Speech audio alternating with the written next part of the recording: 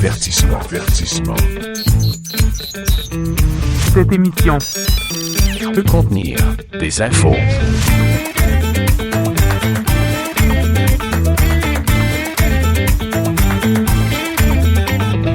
Bonjour et bienvenue dans cette dernière édition de 2025 de Peut contenir des infos. Salut Simon! Salut, c'est-tu vrai ça? Ouais, on tombe en vacances. Ah ouais? Hein? Ouais, bientôt ça...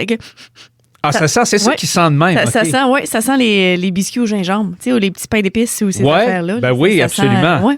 C'est ça qui sentait de même. Je me demandais, j'ai dit, il y a une petite odeur qui flotte, là. Qu'est-ce que c'est ça, là? Ça sent le temps des fêtes. Rassurez-vous, j'ai aussi pris ma douche ce matin. Ah, ben oui, OK, c'est ça. Okay. Mais non, c'est ça. Ça sent le... Shampoing gingembre, hein? Je sais pas si ça serait vendeur. Shampoing au gingembre. Tu sais, tu passes à côté de quelqu'un, tu dis...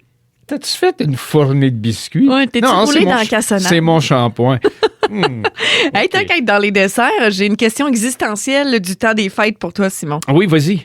Est-ce que t'es plus bûche de Noël ou gâteau aux fruits? Ah, j'ai pas vraiment de préférence. Okay. J'ai pas vraiment de préférence. Je m'accommode bien des deux. C'est gâteau aux fruits. Moi, gâteau aux fruits, je sais pas c'est quoi l'histoire avec ça.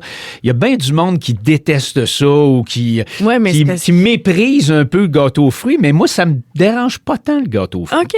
Non. Ben, tu vois, moi, ma réponse à moi, c'est la bûche. Ah oui, hein? Je suis une bûche parce que gâteau aux fruits, honnêtement, le gâteau... Ouais. J'en ai toujours mangé des, honnêtement, dégueulasses. Tu sais, comme on aurait pu faire une introduction par effraction avec ça, tu te garoches dans la fenêtre, ça casse la vitre, tu rentres, puis tu... Pas bon.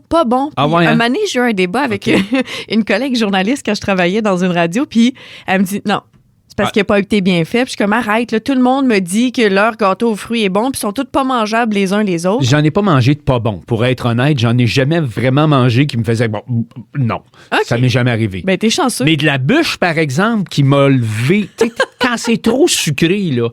Tu sais, il y en a qui mettent du crémage là-dessus. Crémage pas bon. Comme, il est où le gâteau? Il est où le gâteau? Tu sais, à un moment donné, là, quand t'as 2 pouces de crémage sur le dessus, là, puis tu sais, c'est comme... Tu veux pas te salir de toute façon. Quand le crémage est bon, ça va, là. Tu sais, un bon crémage au beurre, là, quelque chose là, qui fond dans la bouche, là, tu fais comme... OK, mais tu sais, en même temps, juste manger du crémage avec un petit demi-pouce de gâteau en dessous... Non, je sais pas. Mais ça, c'est une question de proportion. Tu sais, peu glaçage. Ouais. Moi, j'aime l'idée d'avoir un peu comme du glaçage, mais aussi de la confiture à l'intérieur. En tout cas, on a notre recette de bûche. Mais tout ça pour te dire que le seul gâteau aux fruits que j'ai jamais aimé de toute ma vie, c'est une ancienne collègue qui le faisait, Josiane, elle mettait un peu de chocolat dedans. Ah, OK. Tu sais, des petites chapettes. Oui, je comprends. Avec des petites canneberges. C'était comme bonifié. Elle avait pimpé son... Pimp ton gâteau aux fruits. Pimp ton gâteau aux fruits. Puis puis elle mettait pas... C'est quoi l'affaire vert? Tu sais, dans le gâteau aux fruits... Il y a des cerises au marasquin, je pense, des cerises vertes. Là, c'est ça, c'est épouvantable, cette affaire. C'est ça qui rend le gâteau aux fruits d'écœurant. Ah, OK. C'est comme pas naturel, trop pas. Alors, pour tous les gens qui aiment le gâteau aux fruits, écoute, qui êtes comme moi. Non, c'est pas que je raffole pas du gâteau aux fruits, mais mettons que ça me dérange pas. Tu sais, je trouve qu'on fait des grosses histoires avec ça. Ouais, mais moi, je trouve qu'on fait des bien meilleurs desserts que ça. On devrait arrêter de se casser le bicycle. Mais mettons, j'avoue. Il y a le gâteau aux fruits qui est... un bon gâteau au fromage, là. Oh, avec un petit glaçage. C'était New York, le genre, là, tout ça, genre. Coulis aux fraises. Ouais, ça, c'est comme... Non, j'avoue, entre ça puis un gâteau aux fruits, là, le choix n'est pas compliqué. Non, c'est ça. Bon, c'est sûr qu'il y a le gâteau aux fruits charitable. Tu sais, ceux qui sont faits par soit les clubs optimistes, les Chevaliers de Colomb. OK, c'est correct si on encourage une bonne cause. Puis d'habitude, ils sont pas si pires. Parce que le problème, c'est que ça vient sec. Mais en tout cas, bref, si jamais on vous invite à nous écrire, c'est sûr. Des vraies bonnes recettes de gâteaux aux fruits ou des alternatives.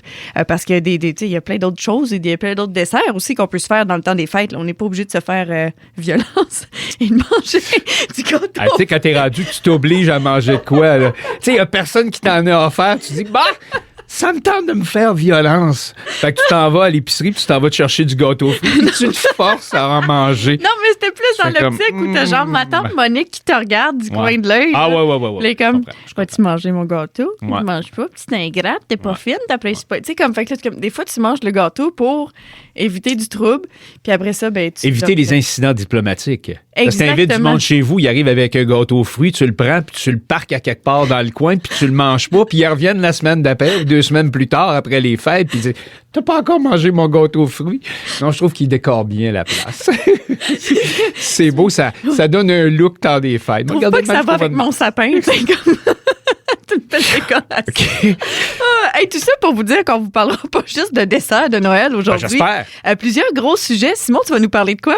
Je vais parler des bons incroyables du règne animal, entre autres choses. OK, fait que là, on parle pas du lapin qui saute le plus loin. Là. Non, il y en a qui sautent pas mal haut puis pas mal loin, là. OK, intéressant. Parler des grosses tempêtes hivernales au Canada, j'aurai un petit mot sur les bunkers secrets de la guerre froide. OK, intéressant. Mais là, si tu nous en parles, ça sera plus un secret. Simon, on est Ouais. Canada coast to coast. Oui, non, je sais, mais c'est parce qu'il y en a peut-être en tout de chez vous, là, ou pas loin. T'es-tu sérieux? Ouais. Il y a des bunkers à des places qu'on suspecte pas. Ah, ouais, qui sont étonnantes.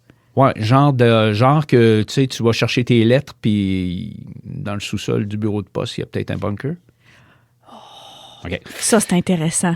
Fait que là, c'est plus secret, mais en tout cas. Oui, mais c'est entre nous et nos auditeurs. Exact, Simon. exact. C'est correct. C'est comme en famille. Et tu sais que c'est moi qui ai le quiz? Ah oui. OK. Ah oui, fait que j'ai bien hâte de ça. Combien de questions à peu près? Une dizaine. OK, excellent, Une question. excellent. Moi, je vais te parler aujourd'hui un peu dans l'esprit du temps des fêtes. Je vais te parler de la saison de la grippe qui est très précoce et hâtive au Canada. Ça fait des ravages. On a eu des grosses nouvelles dans... Je sais pas si j'y ai pas goûté, moi, tu sais. Je pensais avoir un rhume l'autre fois, là. Oui, tu sais, à un moment c'est vrai donné, que tu puis filais j'ai pas. comme, d'après moi, c'est une petite grippette pas mal, là. Oui, mais j'ai l'impression que mon gars aussi a passé au travers. Ça se peut, hein? Tu sais, parce qu'il a été comme un 3 jours, un moment donné, à faire de la fièvre, à pas filer. Il est pas allé à la garderie, il était allé chez grand-maman, mais là, c'est grand-maman qui tombe malade. Lui, c'était pas une grippe d'homme, c'était une grippe de petit homme. Ah oui. Et puis j'ai l'impression que ça fait se fort plus une grippe de petit homme. On dirait que ça métabolise ok. plus vite. Hein? Coudonc. Mais fait que j'ai l'impression qu'on y a passé, mais c'est une saison de grippe qui est plus hâtive. Donc, on va en parler un peu partout. Puis il y a comme un double portrait au travers des différentes provinces. Je vais vous parler également, je vais faire une petite revue de l'actualité, des choses qui se sont passées. Puis, j'avais envie de vous glisser un mot sur une première mondiale. C'est rare que ça arrive encore aujourd'hui en 2025, une première mondiale, mais l'Australie, dans les derniers jours, a banni les réseaux sociaux au moins de 16 ans. T'as vu passer ça? Ben hein? oui. Qu'est-ce que t'en penses? Toi, penses-tu? Parce que là, il y a plusieurs... Le débat est, on brime un peu l'espèce de liberté, les droits, tu sais, la liberté d'avoir accès aux réseaux sociaux, il y a le côté social de tout ça, mais il y a l'autre côté où on a tellement d'exemples négatifs qui sont pas bons, de cyber-intimidation, de problèmes qui mènent à des problèmes de santé mentale, d'anxiété, de dépendance à l'écran. Puis là, on se dit, non, est-ce qu'on est mieux de protéger nos jeunes? Et quand le cerveau, tu sais, un moment donné, sera plus développé, qu'on aura de meilleurs outils, après 16 ans, on... Faire une confidence, là. Ouais. Je me pousse de plus en plus des réseaux sociaux. Ouais. J'observe cette tendance. J'en ai un là, que j'entretiens quand même pas pire, là, puis c'est vraiment professionnel, c'est Exact. LinkedIn. Mais les autres, là, non, ça m'attire de moins en moins. Puis c'est la tendance aussi que je remarque en général autour de moi. Les gens sont moins intéressés, on dirait, par les réseaux sociaux, tu sais, comme les Facebook, Instagram, les X de ce monde. Hey, si tu veux voir de la chicane, va-t'en sur X. Oui, puis tu sais, comme dans le temps, quand le monde se frustrait contre un téléroman, par exemple, dans leur salon, comme de l'an 40. Oui, c'est ça. Mais là, pourquoi tu te sens obligé aujourd'hui, en 2025, de m'étaler ça en pleine face sur Facebook, par exemple, ou sur un réseau social? Autant qu'à l'époque où tu étais tout seul dans ton salon, puis que tu trouvais ça mauvais, puis que tu faisais juste zapper. Tu sais. Oui, puis tu sais, ça. C'est rendu ça. Là. Oui, puis, mais tu sais, même au-delà de ça, rendu là, ça me dérange pas. Moi, c'est là où les gens commencent à s'insulter, s'envoyer paître parce qu'on n'est pas d'accord. Fait que on a décidé en Australie, finito pepito pour les moins de 16 ans. Fait que ce que ça veut dire, en fait, c'est qu'à partir de maintenant, là, dès que la loi a été appliquée au début décembre, les plateformes concernées doivent supprimer les comptes existants. Donc, des moins de 16 ans. Évidemment, la création de nouveaux comptes est interdite puis impossible pour les moins de 16 ans. Et les entreprises, donc les Meta, Google de ce monde, qui risquent des sanctions quand même financières importantes qui peuvent aller jusqu'à 50 millions de dollars. Bon, comment on applique ça? C'est sûr que ça va être un peu compliqué, puis c'est là où le bas blesse, où on doit préciser comment on va faire pour justement préciser l'âge des jeunes. Donc, c'est la partie où on va vérifier, mais il y a plusieurs façons de le faire. Donc là, il y a des technologies qui sont offertes ou étudiées, en fait, pour voir comment on pourra vérifier absolument l'âge. Parce que, tu sais, on s'entend, Simon, ça date pas d'hier qu'on se fait des fausses identités ou des fausses cartes. On voulait sortir d'un bar, on se faisait faire une fausse carte et on l'avait. Donc, on a bien hâte de voir comment ça sera mis en œuvre, tout ça. Mais c'est une première mondiale. Et c'est pas une recommandation, c'est pas un guide. C'est une loi. Donc, avec des sanctions, puis on peut voir, on verra ce que ça donnera ailleurs un peu dans le monde. Puis, c'est audacieux. Puis encore une fois, c'est l'Australie qui démontre leur capacité d'agir dans des moments comme ça. J'ai l'impression qu'il y a quelques pays qui vont surveiller ça quand même. Ah oui, en Europe et même ici beaucoup du côté de l'Amérique du Nord, on est très attentifs. Les grosses tempêtes hivernales au Canada, je veux te parler de ça. Là. Oui, vas-y. Ouais, tu sais, c'est l'hiver, là, ou enfin, C'est ça l'hiver, approche. c'est l'hiver, ça, hein, c'est tu sais, l'hiver. Alors, parmi les plus mémorables, quelles ont été les plus grosses tempêtes de l'histoire? Parmi les plus mémorables, je vous dirais que celle qui est survenue à Montréal en janvier 1827 est quand même pas pire. Ah oui, je m'en souviens. Oui, j'étais haut comme ça, mais j'avais ça en tête. Là. Alors, on l'a surnommé la tempête de 6 pieds de neige. C'est Oh, probablement quand même. la grosse tempête qu'il y a eu dans l'histoire du Canada, ou enfin de mémoire d'homme, là, on s'entend. Là. Alors, il y est tombé 2 mètres de neige qui sont abattus sur la région montréalaise en 48 heures. Et là là. 2 mètres, 48 heures. Une chance qu'il y avait moins de travaux dans le temps, hein, parce que, ouf, les cônes oranges. Mais avec c'est parce que ça paralysait pas mal dans le temps. Tu sais, il n'y avait pas de souffleuse. Non, il y non, avait puis c'était pas mécanique là, ou encore à essence comme aujourd'hui. Du 17 au 18 janvier 1827, ça a formé à certains endroits des bancs de neige avec le vent, tout ça, Ouais. qui ont atteint de 4 à 5 mètres de hauteur, une quinzaine de pieds. Oh, wow! Ça a été pas mal une des grosses. Toronto a été aussi particulièrement touché. Décembre 1944, la ville-reine a connu une de ses pires chutes de neige de son histoire en une journée. Il est tombé 48 cm en 24 heures. Pas mal ça non plus, là. Ah non, ben puis encore une fois, c'est que c'est paralyse, c'est une grande ville, les artères. Ben oui. Puis là, ben, une dizaine de centimètres supplémentaires dans les jours qui ont suivi. Alors, on a demandé aux gens, ben, pelleter. Puis au final, on s'est retrouvé avec quelques 21 décès suite à la tempête. De gens qui ont été pris dans la neige ou Qui ont dans été leur pris dans la voiture. neige. Ben là, c'était 1944. Oui, non, Fait c'est que- ça, exact. Alors, des crises cardiaques, des gens qui ont été pris dans la neige, des choses comme celle-là. Les prairies canadiennes n'ont pas été épargnées. Janvier-février 1947, un blizzard d'une dizaine de jours a frappé cette année-là et ça a enseveli Winnipeg et Calgary, en fait, toute cette région-là, là, les grosses villes. Chute de neige a été telle que certaines routes et voies ferrées sont restées fermées jusqu'à la fonte des neiges au printemps. Oh mon Dieu! Ouais, c'est le fun, hein? Il commence à neiger au mois de janvier-février, puis tu restes prêt avec ça jusqu'au mois d'avril-mai. Oh mon Dieu! Pensez. Ben, Hey, ça, c'est 1947. Oui, oui, quand même. là. Mais pour le moral, ça devait être difficile. On s'entend, c'est comme. Oui. 1959, St. John's à Terre-Neuve, tellement de précipitations que des bancs de neige hauts de 7 mètres 7 mètres? se sont formés par endroits. 50 000 habitants ont été privés d'électricité. Il y a 6 personnes qui ont trouvé la mort.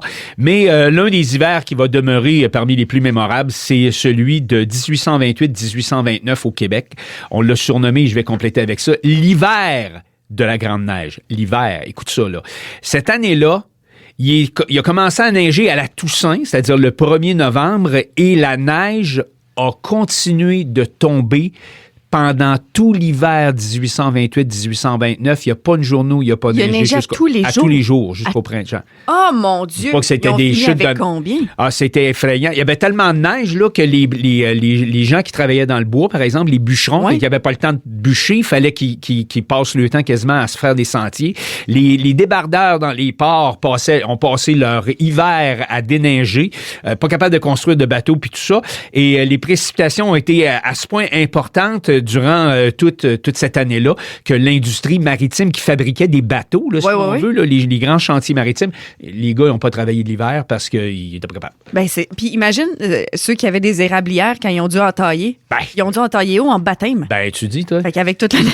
Alors, si vous trouvez qu'il neige de ce temps-ci, oui, mais on a des souffleuses, on a tout le matériel, mais à cette époque-là, là, c'était fou raide, là. Oui, c'est ça. On était un peu moins bien équipés pour pouvoir passer au travers de ces fameuses joies de l'hiver. Et c'est sûrement suite à l'une de ces tempêtes qu'on a inventé les abris tempo, Probable. les souffleuses à gaz, Comment? toutes les machines là, qui peuvent La nous fin aider. justifie les moyens, comme on dit. Oui, oui, ou l'exaspération aussi justifie les moyens. Merci, Simon. Au retour, on fait un petit retour sur l'actualité canadienne 2025.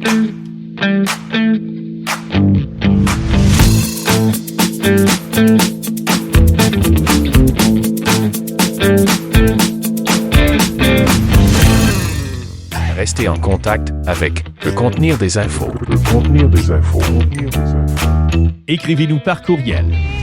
pcdi@radio-rfa.com. Le Contenir des infos. Vous écoutez toujours Peut contenir des infos. Et ça paraît qu'on est dans le temps des fêtes. Je Ah me oui, sens tannante un peu, comme Ah on oui. est Il y a fébrile. de la folie dans l'air. Il n'y a Oui. pas juste du gingembre, il y a de la folie aussi. C'est ça. L'odeur, la folie sans le On a gingembre. peut-être pris des gravoles au gingembre, ça fait que là, on est tous corrects, on n'a pas de brûlement, pas de nausées, de faire de même. On est prêt pour affronter les repas puis manger en ça. fou avec nos trucs, nos gravoles au gingembre. Hey, je voulais te dire, si tu veux rire de moi, tu sais, je te dis à quel point j'étais fière d'avoir tout fait mes cadeaux au début du mois de décembre. Il t'en manque? Non, ils sont tous OK. faits. Il y en a aucun d'emballé, Simon. Ah, ben, coudonc. Je le sais. Puis là, comme je repousse ça, parce que j'aime pas ça. En tout cas, puis là, J'en ai emballé un pour ma femme, si tu voyais l'emballage, c'est un gars qui a emballé. C'est clair. c'est ça. Moi, mon chum, il est meilleur que moi. Fait que Ouais. là, il emballe des Ouais, super beaux cadeaux. Il est très minutieux. Mais tu sais, c'est un chimiste, là, fait que toutes des petites affaires. OK. Mais c'est tellement bien emballé. Puis après, moi, j'ai comme l'impression que je suis posée de bien faire ça, moi aussi. Ouais, hein. Fait que là, des fois, en tout cas... Ah non, j'ai emballé le cadeau, je l'ai regardé après, j'étais là. Je peux pas proposer mes services dans un centre commercial pour emballer des cadeaux. Même bénévole. tu peux pas. Non, je peux pas. Simon, tu voulais nous parler des bons incroyables du règne animal. As-tu déjà rêvé d'être une sauterelle? Non. Non? OK. Est-ce que ça t'arrive, ça? Non, mais, il y a des animaux quand même qui ont des bons assez. Je m'attendais pas à ça. Moi, là, mais je vais te faire une confession. Ah, bien, vas-y. J'aurais aimé avoir la faculté, par exemple, de me déplacer vraiment en bondissant, en faisant des. Il semble que ça aurait été pas pire, ça. Mais Ça, toi, c'est moi, quelque j'ai- chose. le vol Quand j'étais d'oiseau, jeune, ça t'intéresse là, je marchais. Ben, moi, je marche super vite. J'ai un bon Oui. j'ai un bon pas. T'as des quand même grandes jambes. Oui, pas pire. Oui. Mais quand j'étais jeune, il semble que ça m'aurait fait triper de pling, pling, pling, pling. Tu sais, comme 40, 50 pas, puis t'es rendu à la maison chez vous, t'as quasiment fait 500 mètres, là, tu sais, genre. Ouais, un peu comme les pogo sticks, là. Ouais, genre. Mais avec tes propres jambes. Mais moi, tu vois, vol d'oiseau. Moi, j'aimerais être un Blue Jays. Ah, OK. Tu vois, un jet bleu, je sais pas, j'aimerais bien ça être un Blue Jays, mais comme c'est pas loin, on pourrait survoler, mais parle-moi des bons. Là, j'ai hâte de voir ce que tu vas nous expliquer. Chez les hommes, chez l'être humain, il y a quand même des sauts qui sont assez impressionnants. Les sauteurs à la perche, les Oui. sauteurs en longueur, entre autres choses. Le record du monde du saut à la perche, là, tout sexe confondu, est actuellement détenu par le Suédois Armand Duplantis. Il est détenteur du record du monde masculin, un saut de 6 mètres 30. Hey, c'est fou, raide. Ben, 6 mètres Avec une 30. perche, hey, tu lèves, là, hein? Oui, mais puis il faut que tu sais, Ben, faut que je comprends. Tu regardes en bas, tu fais comme c'est, ouais. Oui, puis Alors, tu veux que la perche, puis toi, arrive à la bonne place aussi. Il y a eu des accidents de perche. ben oui, puis il a fait ça le 15 septembre dernier, 2025, c'est quand même... Ah, mon Dieu, c'est récent, OK? Ouais. Le record du saut en hauteur est de 2,45 m. Ça, t'as pas de perche, là, mais 2,45 m, là, c'est... 2 mètres 45. Oui, OK. c'est le Cubain Javier Sotomayor. Hey, t'imagines-tu l'espèce de force dans les cuisses? Oui, alors lui, il a fait ça en 1993. Mais saviez-vous qu'il y a des animaux dans le règne animal, évidemment, qui ont des sauts quand même plus impressionnants que ça? La puce peut bondir, tenez-vous bien, jusqu'à 180 fois sa taille. Tu es capable de sauter 180 fois ta hauteur, non? Non, je suis pas bien grande, mais non, je le fais Alors, même pas une fois. elle saute sur une distance quand même de 18 à 20 cm. Wow. Ses pattes fonctionnent comme des catapultes parce qu'il y a dans ses pattes une espèce de protéine élastique qu'on appelle la résiline. OK. C'est très vrai, hein? Et c'est un peu semblable à du caoutchouc. OK. Et c'est présent chez divers insectes. Et la résiline se caractérise par sa grande résilience, sa capacité à subir une déformation élastique importante. Et c'est ça, quand ça se contracte et ça se rétracte, qui fait que, bring, Ah, comme La- l'effet de rebond, là, autrement dit. Et puis ça Exactement. voyage, là, quand tu penses à... tu sais, Ben, quand les animaux ont des puces, là, c'est pas le fun. 18 à 20 cm, là, ça veut dire que si tu te mets la tête pas loin, Ben oui. tu peux te sauter dessus. Puis là. tu sais, si la puce est décidée, elle peut aller loin aussi. Chez les mammifères, l'impala, qui est une sorte d'antilope d'Afrique, est capable de bondir jusqu'à 4 mètres de hauteur. De hauteur. De hauteur. De hauteur. 4 mètres de hauteur. Et elle saute sur une distance de 9 mètres de longueur. Évidemment que dans le règne animal, il y a des proies, il y a des prédateurs. Oui. Puis l'impala est comme pas au sommet de la chaîne alimentaire. Non, elle est pas mal dans la catégorie steak. C'est pour ça. les lions. C'est exactement. Alors, c'est pour ça que, tu sais, elle se pousse. Oui, puis elle se pousse en tas. Tu sais, comme, elle saute loin et vite. Puis en même temps, les lions, ils ont quand même une certaine propulsion. Tu sais, ils peuvent sauter assez haut. Fait qu'il faut que l'antilope ou la gazelle puisse partir, là. Tu connais le puma? Oui. Hein, mais il y a une marque de souliers qui s'appelle Puma, entre autres choses. On l'appelle aussi le lion de montagne ou encore cougar.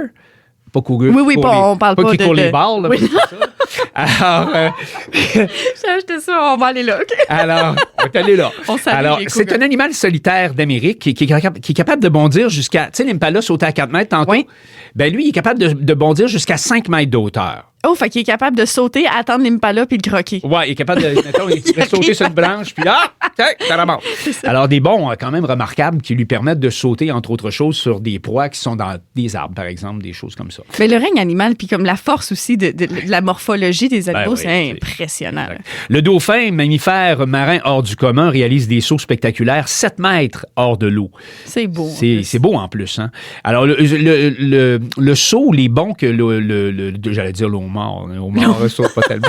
Alors que le dauphin fait, c'est le jeu et la communication, entre autres choses. Une croisière. Venez observer les bons de homards. Les homards qui bondissent hors de l'eau. Ouais, j'avais jamais pensé voir ça de ma vie. Attrapez votre souper en bateau. Ouais. Avec des épuisettes. Puis, allez, chez les amphibiens, j'essaie de rester concentré quand même. Excuse-moi, Simon, mais tu m'as ouvert une porte. Ben oui, je comprends. C'est moi qui l'ouvre grande de même à part de ça. Chez les amphibiens, la rainette saute jusqu'à 150 fois sa taille. Et une très cute grenouille, d'ailleurs. Oui, c'est beau, des petites rainettes. Oui, c'est vraiment cute. C'était pas des méthanes, ça, la rainette, me semble? Des méthanes, te rappelles-tu de ça, des méthanes? Le petit personnage là, qui était tout le temps triste, il était tout le temps, on dirait, au bord du burn-out. Ah, au bord de la non, dépression. j'ai pas connu ça. Ah, pauvre petit, on va le rassurer. T'es quasiment chanceuse parce que ça a scrapé des jeunesses des méthanes. Regardez ça, puis tu fais, après plusieurs années, après avoir regardé des méthanes, tu regardes ça, puis tu te dis que... Pourquoi je regardais ça? Mais il y avait moins. Je chercherai ça sur Internet, tu vois, des méthanes. OK.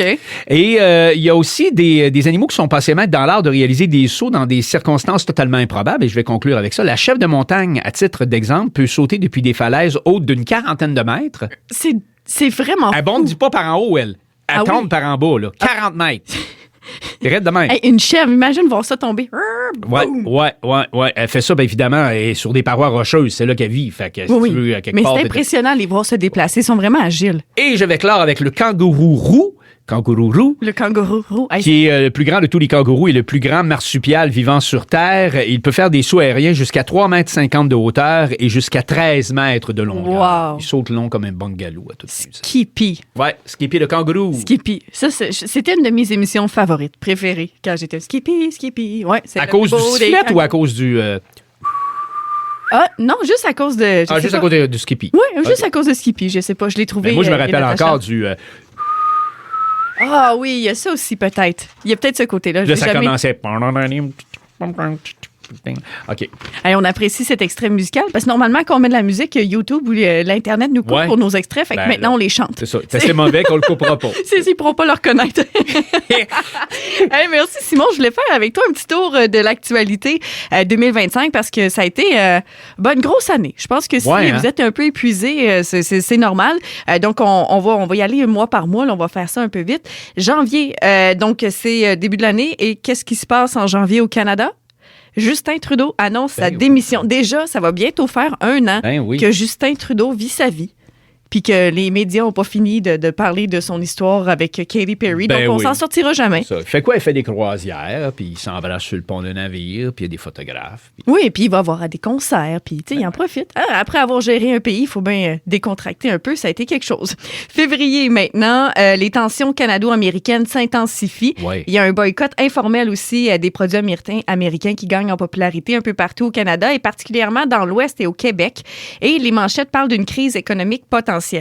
Heureusement, là, on peut le voir en décembre, on n'est pas vraiment arrivé là, mais on a été sur le qui-vive toute l'année. Mois de mars maintenant, c'est le cœur de la campagne pour la direction au remplacement de Justin Trudeau, donc pour la direction du Parti libéral. Et Mark Carney, ancien gouverneur de la Banque du Canada, se démarque rapidement parce qu'il sort de là complètement. C'est pas quelqu'un qui est habitué à la politique. Avec le contexte économique et son expérience en temps, fait que c'est devenu comme un des favoris dans cette course. Maintenant, au mois d'avril, c'est quasiment, je te dirais, le mois de l'année. 28 avril 2025, donc les Canadiens se rendent aux urnes et pour une élection fédérale cruciale, on s'en souvient, c'était très, très, très serré selon certains sondages. Et c'est Mark Carney qui forme un gouvernement libéral minoritaire. Donc, l'élection n'est pas le seul événement qui a marqué le mois d'avril non plus. Là. Il y a eu plusieurs événements. Donc, il y a eu des événements tragiques à Vancouver, le 26 avril. Il y a eu un camion bélier aussi qui avait été là. Donc, quelques événements comme ça. Et sinon, il y a eu... en fait, cet événement-là de camion bélier a relancé le débat sur la sécurité publique des événements dans les différents festivals et tout ça, on se souvient. Donc, ça a aussi renforcé la sécurité ailleurs. Et en avril, Simon... c'est mon arrivée à l'Arc. Ah oui, ben oui. Ah oui, c'est vrai. Ouais, le 22 avril. Ah, t'as mis une croix sur le calendrier de même avec la date exacte? Ben, je m'en souviens, 22 avril, je sais pas pourquoi, ça tombait comme ça. Fait que voilà. Ah bon. Je me souviens de ça, donc c'est mon arrivée. Contente? Elle est très contente. Ouais. Honnêtement, j'ai pas vu l'année passée, puis je vous aime bien, moi. J'espère que c'est réciproque. T'es comme, c'est fin ça. Ouais, c'est le fun. Ne pensais pas moi. C'est ça. On travaille ensemble à chaque semaine, on fait un show, puis on s'endure. Mais c'est ça. Non, mais ça a été quand même quelque chose, parce que quand tu y penses, j'ai fait un changement de province. Oui, c'est ça. Mais je ne regrette rien. Et je suis vraiment heureuse. Puis enfin, c'est un beau travail. Puis ça me permet aussi de parler à des gens maintenant au travers le pays. Fait que c'est un peu de toute beauté. Puis c'est le fun de recevoir un peu des nouvelles. Fait que c'est moi qui voulais un peu me plugger dans ma revue. Dans les gros événements de l'année 2025. Ben, c'est pas rien, mon oui, non, mais je suis tout à fait d'accord, absolument. Au mois de mai, maintenant, un autre événement aussi qui m'a fait de plus apprécier mon travail ici, la visite du roi Charles et de la reine. Ah, t'es allé le voir, toi? Ben oui, je suis allé le voir. Voir. J'avais pris quelques temps. J'étais vraiment, vraiment loin, mais j'ai aperçu sa calvitie royale. Okay. Puis bon, mais ce qui était surtout impressionnant, c'est le protocole, le défilé, les militaires. Ça, c'était vraiment le fun de voir ça. J'ai vraiment pas vu le roi de proche, mais c'est pas grave. De toute façon, j'aurais préféré voir soit sa mère ou son fils. Mais bon, qu'est-ce que tu veux? C'est lui le souverain en ce moment. Mois de juin... Je pensais pas que j'allais commenter l'actualité de l'année 2025. Au mois de juin, je vais me dépêcher. Beaucoup d'incendies de forêt au Canada. Et c'est le mois aussi où le Canada a clarifié sa position en matière de défense. Donc, Ottawa a annoncé augmenter significativement les dépenses militaires. Donc, un virage qui survient après les demandes de l'OTAN. En juillet, c'est les Jeux du Canada qui se préparent du côté de Saint John à Terre-Neuve. Donc, tranquillement, il y a des choses qui se préparent là-bas. Et au mois d'août, c'est évidemment le rendez-vous des Jeux du Canada 2025 qui s'ouvre à Terre-Neuve-Labrador. Donc, une édition colorée, inclusive et qui met de l'avant les jeunes talents du pays. Mois de septembre, maintenant. Septembre est marqué par le début des débats, en fait, sur l'économie. Donc là, on se fait des nouveaux alliés. Avec les États-Unis, c'est un peu compliqué. On est de retour en session parlementaire après l'été. On se dit, on va aller voir ailleurs. On va aller en Europe, on va en Chine. On est en train de se faire de nouveaux alliés. Et le Buy Canadian Act ou le Buy Canadian est de plus en plus fort. Et mois d'octobre était un mois un peu plus tranquille. On est plus dans le mois culturel avec des rentrées. Puis c'est un peu comme ça. Mois de novembre, maintenant, l'ambassadeur du Canada aux États-Unis démissionne. Oh, OK. Ça a quand même fait... c'était en pleine période de renégociation aussi de l'accord de libre-échange. Donc, ça alimente un peu les inquiétudes à venir quant à l'économie canadienne, aussi à l'entente avec nos partenaires américains. Et finalement, en décembre, donc, le Canada ajoute 4 groupes extrémistes à sa liste d'entités terroristes. Donc, c'est pour renforcer la stratégie de sécurité nationale et aussi suite à des demandes de nos voisins américains. Ottawa dévoile un fonds de 1,7 milliard de dollars pour attirer des chercheurs internationaux ici au pays. Ça, c'est une bonne nouvelle. Tu sais, souvent, on parle des moins bonnes nouvelles, mais ça en est une bonne. Et pour finir, on a eu dans les derniers jours, dernières semaines, ce fameux attentat antisémite là, en Australie sur la plage de Burgundy. Donc, c'est un peu ce qui fait le tour. Et j'ai bien hâte de voir aussi ce qui va se passer du côté de 2026 parce que c'est une année qui est quand même prometteuse. On a des Jeux olympiques qui s'en viennent. Ça va être intéressant. Ah, je suis fourré de moi. Mon Dieu Seigneur, Simon, cache ton enthousiasme. Non, mais en tout cas... Donc, on aura des chroniques spéciales en 2026 sur les Olympiques faites par Simon. Oui, c'est ça. Vous allez trouver ça passionnant. Vous allez trouver ça passionnant. J'ai hâte de voir comment tu vas nous parler d'escrime, Simon. Au retour de la pause, je vous parlerai de cette fameuse saison de la grippe. Et Simon, tu vas nous dévoiler des secrets de la grippe. Oui, absolument.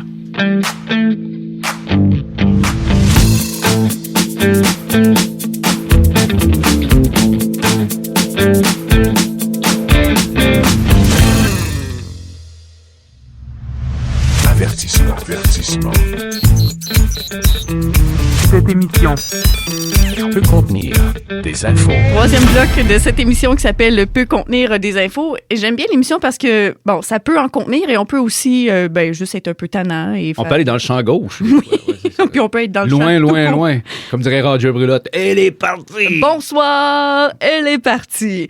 Hey Simon, j'avais vraiment hâte que tu nous parles de ce sujet-là parce que tu as piqué ma curiosité en disant qu'il pouvait y avoir des bunkers secrets. Ouais. cachés un peu n'importe où qui dateraient de la guerre froide. Ouais, c'est pas une période très, très reluisante de l'histoire Non. contemporaine, là. Hein? La Non, guerre non, froide, c'était on très, s'entend, très là. noir. Tu sais, c'était la guerre nucléaire qui nous planait au-dessus de la tête à toute fin utile. Ben, Ça, on c'est vivait dans la difficile. peur constamment. On n'avait aucune idée de ce qui pouvait se passer. Là. Oui, puis ça a duré quand même une 50aine d'années, pas loin, là. Hey, c'est long, 50 ans de Ouais, peur. ouais. On s'entend, et de menaces nucléaires. Là. Ben, de la fin de la Seconde Guerre mondiale jusqu'à l'effondrement de l'Union soviétique en 1991, les États-Unis puis l'URSS, là, c'était carrément, là, ça se regardait en chien de faïence, puis tu savais pas trop, là, il y avait tout le temps un qui avait le doigt sur quasiment sur le piton, là, prêt à peser pour déclencher la bombe et tout ça. Écoute, les jeunes dans les écoles, aux États-Unis, entre autres choses, il y avait des campagnes de duck and cover. Je sais pas si Oui, tu as c'est vu vrai, avec oui, l'espèce de comment se tortue qui couvrir, duck and cover.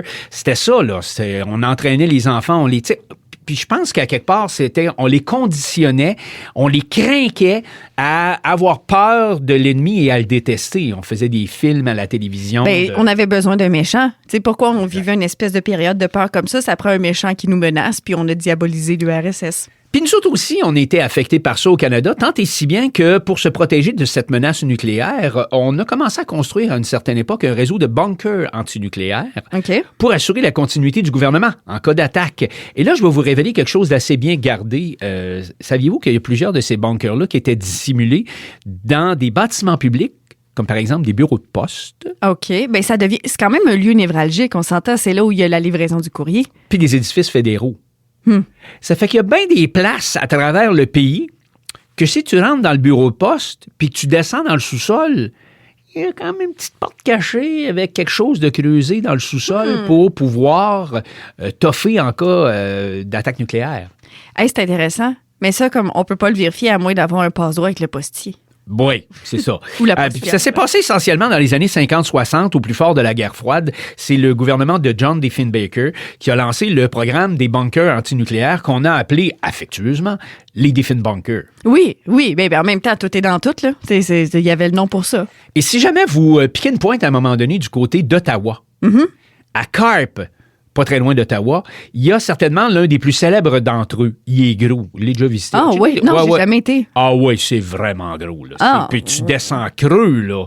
Il y a une espèce de gros tunnel là, en ciment, là, cloisonné. Tu rentres là-dedans, puis après ça, tu rentres dans le bunker, là, dans le Diefenbunker à Carp, là, dans la région d'Ottawa. Là. Ah, ouais. C'est vraiment impressionnant. Puis, admettons, ça fit combien de personnes? Ah, c'est immense, là. C'est des centaines et des centaines de personnes. Ah, mon qui peuvent Dieu, rentrer. OK. Oui. Hey, wow. Oui. C'est le plus grand d'entre tous. Il a été construit en 1959. Il est creusé dans le sol sur 4 étages souterrains. OK. 4 étages. Il a été conçu pour résister à une explosion de 5 mégatonnes à moins de 2 km. Hey, c'est proche de 2 km. 2 km, là, ça prend une pas pire bombe. Là. Oui. Et il y a d'autres installations comme ça qui se sont érigées à travers le pays qu'on a appelé les centres régionaux d'urgence, les CRU. Les CRU, il y a une quarantaine de sites qui sont répartis à travers le pays. Et ce sont des petits bunkers dissimulés dont plusieurs étaient intégrés, je l'ai dit, à des infrastructures existantes comme des bureaux de poste, des casernes de pompiers, des bâtiments fédéraux pour éviter d'attirer, d'une part, l'attention du public, évidemment. Oui, ben c'est ça, puis que n'importe qui se ramasse là, puis faire soit du grabuge ou... Mais en même temps que c'est assez connu par les gens qui savent. Quand on dit ben, ceux que qui les savent, gens qui savent. C'est ça. Ouais. Les gens qui savent. Il y a un bureau de poste, il est gros, c'est le centre de distribution régionale. Ben, les gens qui travaillaient pour le gouvernement disaient que s'il y a quelque chose qui se passe, je m'en vais là, puis c'est là-dedans que ça se passe. Ou les gens qui devaient avoir, comme tu le dis, s'il y avait un incident ou quoi que ce soit ça, les gens qui étaient importants, qui avaient un rôle à jouer, savaient où aller. Ben oui, exactement. Alors, on descendait dans le sous-sol de l'édifice, puis niché dans les entrailles de la terre, il y avait des bureaux, des tunnels, des dortoirs qui avaient été aménagés. Celui de Carp, je vous en ai parlé tantôt, il était immense, mais à Valcartier, en banlieue de Québec, il y a un bunker qui avait été aménagé pour 367 occupants. Oh! OK, à Québec, oui, c'est quand même une bonne... Oui, puis il y a la base qui est pas loin aussi dans ce petit coin-là. village. Fait que c'est ça, oui. Alors, les militaires et les hauts fonctionnaires pouvaient justement se réfugier là en cas d'attaque nucléaire. Durée d'autonomie, selon les installations, ça pouvait permettre de survivre entre 14 et 30 jours. Quand même, un mois. Ouais. Puis comme la circulation de l'air, moi, là-dedans, c'est ça qui m'a toujours comme un peu la gestion de... C'est quand même bien fait, par exemple. Ça. Il y avait des affaires pour les filtres et puis tout ça, puis ils puisaient de l'air frais, évidemment, à la surface, et puis après ça, ben, ils pouvaient filtrer ça et tout ça. Et savais-tu que dans dans plusieurs d'entre eux, il y avait même des studios de CBC Radio-Canada là-dedans pour continuer de transmettre de l'information en cas d'attaque nucléaire pour que les gens continuent. Malheureusement... Ben, la radio est un service essentiel, hein, on le exact. répète. Malheureusement, les bunkers auraient... C'est ça le problème un peu de la patente, c'est que, ironiquement, c'est que les dirigeants, les gros bonzes, là, si on veut, eux autres, ils auraient été protégés par ça, mais il n'y a pas personne de la population qui aurait été logé là. Non, c'est ça. C'était pas pour monsieur, madame, tout le monde. Et c'est un secret militaire qui a été, je vais être clair avec ça, qui a été préservé pendant de nombreuses années. On a révélé l'existence de ces bunkers-là. C'est resté vraiment secret jusqu'à peu près dans les années 80. OK. Ouais, on n'a pas connu les Diffin bunkers avant les années 80 ou à peu près. Dans le sens que, oui, il y avait des gens qui étaient au courant, on mais s'en doutait, là. les gens qui étaient dans le secret d'État, là. Mais je vous le dis, là, si vous allez dans le coin si vous avez l'occasion de venir faire un tour dans le coin d'Ottawa, aller à Carp, c'est certainement l'un des plus grands d'entre tous parce que, écoute, il était presque un jet de pierre, là, de la colline par exactement. Pas fait que c'était pour protéger le Parlement puis la démocratie canadienne. C'était pour que, justement, pour que les hauts fonctionnaires canadiens puissent trouver une place pour aller se réfugier en cas d'attaque nucléaire, mais il est vraiment gros. Écoute, il y a tout là-dedans. Là, des bureaux, des salles de conférence, une morgue, tu sais. Voyons donc. Mais tu sais, ça fait du sens parce qu'on s'entend en tant que situation de crise. Qu'est-ce que tu fais? Merci, Simon. C'est vraiment intéressant. Plaisir. On en parlait un peu d'entrée de jeu tantôt, d'entrée de jeu à l'émission de la saison de la grippe, la saison grippale qui, comme tu le tousses si bien, Tous encore. C'est une saison hâtive au Canada. Ouais. On s'en rend tous compte. On a été un peu malades. Puis si c'est pas de nous-mêmes, c'est un peu autour de nous. Ouais. Je vais t'avouer que je sais pas comment ça se fait que j'ai pas été malade encore. Mais ça, c'est pas la grippe que j'ai, là, par exemple. Non. Toi, c'est les tapis, je sais. Ouais, c'est ça. Mais les tapis du studio. Part, ouais. Exact. Mais je regarde mon fils à la garderie. Ma belle-mère autour de moi, il y en a plusieurs. Puis j'ai un beau-frère, une belle-sœur qui sont médecins. Puis normalement, là, ils nous achalent pas trop avec ces affaires-là de grippe. Tout ça. Mais là, cette année, ils sont comme un peu inquiets, plus que d'habitude. Okay. Puis ils nous ont dit, ben là, ça serait peut-être une idée, tu sais, de penser si vous n'y avez pas encore fait ou vous n'y avez pas pensé de vous faire vacciner. Puis eux, ils voient dans les urgences comment ça se passe. Fait que c'est une saison grippale là, un peu précoce. Puis je voulais faire un portrait avec vous au Canada parce qu'il y a vraiment il y a deux portraits actuellement. Il y a des provinces où c'est une flambée puis c'est complètement fou. Et il y en a où on est toujours dans la normale de la saison grippale. Donc, du côté du Québec, puis on s'entend parce que c'est quand même entre l'Ontario et le Nouveau-Brunswick, il y a des gens qui voyagent. On va aller là. L'activité grippale là, est fortement installée et les hospitalisations augmentent. En Ontario et dans les prairies, donc Alberta, Saskatchewan, Manitoba, c'est un portrait aussi qui est semblable. Donc, on note une hausse des détections de la grippe à l'échelle nationale. Une majorité, c'est l'influenza de type A, notamment sous les types, là, les H3N2 et ces fameuses grippes-là. Donc, beaucoup de grippe en Ontario, dans les prairies. Il y a des hôpitaux aussi, d'ailleurs, on surveille de très près les admissions liées à tout ça parce que dans les urgences, ça commence à être de plus en plus plein. Et on l'a entendu là, dans les derniers jours, ici, dans l'Est ontarien, à Ottawa, il y a 3 enfants qui sont décédés des complications de la grippe. On s'entend. Donc, puis c'était des enfants entre 5 et 10 ans, donc qui étaient âgés. C'était pas des poupons non plus. Donc, c'est quand même une situation qui est assez préoccupante depuis le début décembre. Donc, c'est depuis le début du mois qu'on a cette situation-là. En Colombie-Britannique et dans l'Atlantique, donc Nouveau-Brunswick, Nouvelle-Écosse et du Prince-Édouard, Terre-Neuve-Labrador, c'est plus une activité qui est normale jusqu'à maintenant. Donc, ça se peut que vous ayez été malade, mais on n'est pas encore dans le plus gros pic de la grippe comme on l'est en ce moment parce que normalement, on atteint le pic après les fêtes. Après les rassemblements, après qu'on se soit tous donné des becs après les 7, des tirés de oui. Puis, tu sais, veux pas, on est plus à l'intérieur aussi dans le temps des fêtes. Donc, c'est un peu pour ça que... C'est un peu pour ça, donc, que l'activité grippale augmente. Et pour ce qui est des territoires, parce qu'il y a aussi il y a cette partie-là du Québec, mais en fait, l'activité grippale est sporadique ou limitée.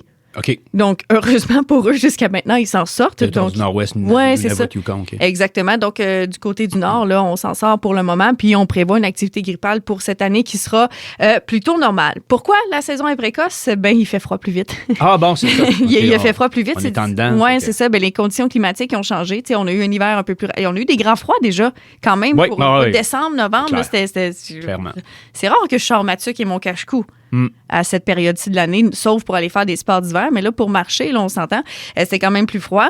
Donc, évidemment, la vaccination qui est toujours d'actualité est recommandée. Là, on s'entend, même si le vaccin, on peut pas toujours être à 100% efficace, c'est impossible, mais c'est une protection supplémentaire. Puis en fait, c'est que ça empêche le virus de se propager plus facilement. C'est comme des petites barrières de protection pour les transmettre. Puis évidemment, s'il y a les gens qui sont les enfants, les personnes âgées, les gens immunosupprimés ou les proches de ces gens-là, il faut être un peu plus conscient aussi qu'on peut transmettre transporter le virus de la grippe, puis que si ça nous fait rien à nous, ben ça veut pas dire que ça affectera pas non plus nécessairement les autres.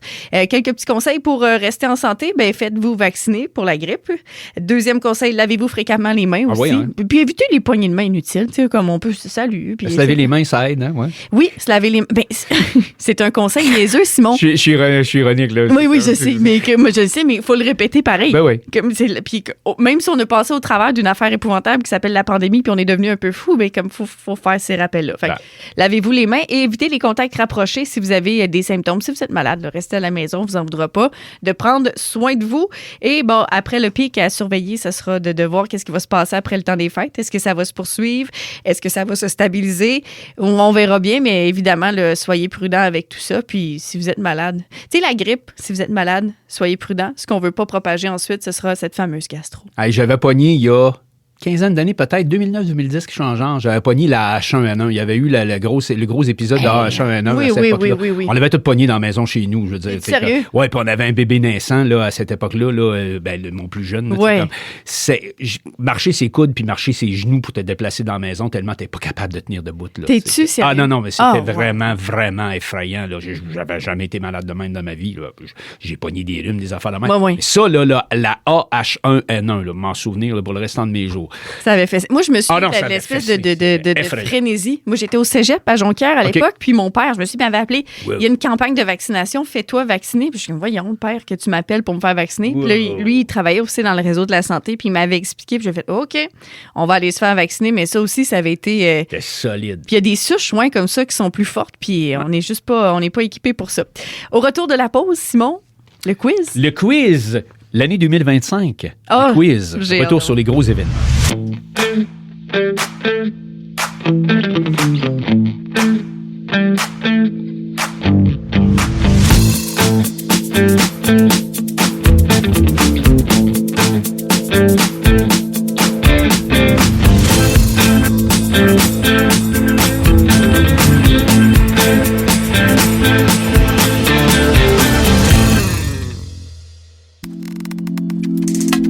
Pour rester en contact avec Peut contenir des infos, abonnez-vous à notre page Facebook.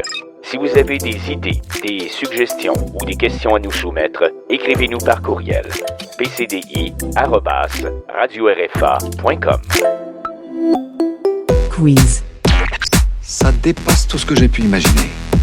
Le quiz. Le Et quiz. c'est maintenant l'heure du dernier quiz de l'année 2025 qui porte sur l'année 2025. Ouais, l'année 2025 qui On a de la s'achève. suite des idées, j'aime ça. Ben oui. Puis tu as parlé de certains événements tantôt. Oui. Il y a peut-être certaines affaires qui vont se retrouver là-dedans, tu sais ça? Ben j'imagine parce que tout est dans tout, mais en même temps, j'ai fait un tour quand même rapide. Fait que j'ai hâte de voir. On va en apprendre plein de choses. Puis des fois, tu sais, ça va vite, l'actualité. Puis on oublie des choses, mais on va se faire un beau rappel, je pense, avec ton quiz. Il y a 10 questions en tout et pour tout, Parfait. donc ça devrait être pas pire. Oui, Tu sais, si tu as 7 sur 10, ça devrait faire 70. normalement. Ça se À moins que calcule tu me de donnes 0.5 pour une réponse, là, je pourrais avoir 75. Ah, ça se peut, ça. C'est OK. toi le boss? OK. On commence? Yes. Alors, première question. Quelle ville a accueilli l'exposition universelle en 2025? Est-ce A, Dubaï, B, Osaka, C, Paris ou D, Shanghai? Eh là là. Ça va être un essai, là, Ouais. mais je vais y aller avec Osaka. Ben, t'as bien raison. Oh, yeah! Oui, bravo. L'Expo universelle 2025 s'est bel et bien tenue à Osaka, au Japon, du 13 avril au 13 octobre 2025. Il s'agissait de la deuxième exposition universelle dans cette ville. Ah, c'est vrai? Oui, parce qu'ils l'ont déjà eu. Ils l'avaient eu, eux autres, en 1970. Ah, OK, il était dû quand même. C'était Ouais, pas, ouais. Ça datait pas d'hier. Non, non, c'est Je ça. pensais pas que ça avait encore lieu. C'est niaiseux, là, mais c'est une ouais, ça revient. exposition universelle. Penses-tu Ouais. qu'on va en avoir au Canada? Ça doit coûter un bras Peut-être. installer ça. Peut-être, je sais pas. Ouais. Ouais. J'aimerais quasiment ça, sais-tu? Ben, moi aussi. Ben oui. Tu sais, j'ai pas été à celle-là de Montréal. Là. Ben, j'étais vraiment pas née, fait que- non, moi non plus. c'est ça. J'ai même pas chuté dans les pensées de mes parents. C'est ça. Mais c'est ça. Alors, j'aimerais ça. ben oui, j'aimerais ça. Deuxième question. Quel pays a établi une première mondiale? Tu en as parlé, je pense, tantôt, ça se peut-tu? En 2025, en bannissant littéralement les réseaux sociaux au moins de 16 ans. Est-ce A, la France? En même temps, c'est un quiz un peu pour les gens qui nous écoutent. Ouais, voir si vous avez été attentif. Est-ce B, l'Australie? C, l'Afrique du Sud ou D, la Nouvelle-Zélande? C'est l'Australie. Effectivement, l'Australie, l'interdiction des réseaux sociaux est entrée en vigueur au mois de décembre. C'est encore tout récent. Oui. Côté de l'Australie, pour les usagers de moins de 16 ans. À peine quelques jours, quelques semaines. C'est encore tout nouveau, tout chaud. Là. Il est en train de brûler les doigts là-dessus. Oui. Quel grand festival, question numéro 3, quel grand festival du cinéma a fêté sa 78e édition en mai 2025? Est-ce A, le Festival de Cannes? Et là, je parle de la ville, je parle pas des cannes de thon. Là. Oui, ou les cannes de bonbons de Noël. Non, exactement. B, la Berlinale. C, Sundance. Ou D, la Mostra de Venise. La Mostra de Venise. Eh non, malheureusement, le Festival de Cannes. Ah. Ouais, Festival de Cannes qui reste le rendez-vous, évidemment, incontournable du cinéma mondial réunissant les stars et les cinéphiles. Oui, puis c'est toujours un grand rendez-vous. Là. Les stars se préparent, des belles robes, c'est tout un événement. Le premier ministre Mark Carney, il a créé une petite commotion, lui, en 2025. Il a signalé que le Canada envisageait de prendre part éventuellement à une compétition musicale. Puis ça a surpris bien du monde. Ah ouais, hein? A, les MTV Europe Music Awards. B, le concours Chopin. C, l'Eurovision. Ou D, les Golden Melody Awards. J'irais avec C, l'Eurovision. Ouais, ça a surpris quand même pas mal de monde, t'as raison, l'Eurovision. Mais en même temps, why not? Tu sais, comme on est quand même des pays partenaires. Céline Dion a déjà chanté pour la Belgique. Oui, puis c'est pas parce que ça s'appelle Eurovision que c'est forcément juste européen, l'Eurovision. Non, c'est ça. C'est un concours international. Là. Il y a des pays qui sont pas forcément d'Europe, là, ou en fait de l'Union européenne, qui participent à l'Eurovision. Le gouvernement fédéral qui a annoncé cette année qu'il explorait la possibilité que le Canada prenne part à l'Eurovision. Et puis le ministre des Finances, François-Philippe Champagne, a dit y voir une occasion pour le Canada de s'affirmer culturellement sur la scène internationale.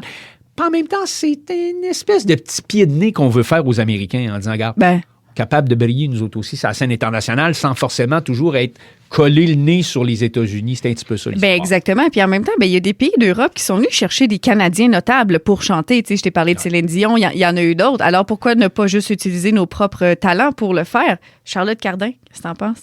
Ah, ben, ouais, je me laisse un peu de glace, là, mais c'est quand même une... Non, mais je veux dire... je le sais, mais on parlait de grands chanteurs canadiennes qui s'illustrent. En ce moment, j'ai un peu elle en tête, mais sinon, on peut toujours envoyer ta préférée, là, Shania Twain puis ton New Country. Ouais, ça pourrait être ça. Ça pourrait être, je sais pas, tu sais, s'il est encore vivant, ça aurait pu être Normand Lamour, je sais pas. J'aurais aimé ça, hein?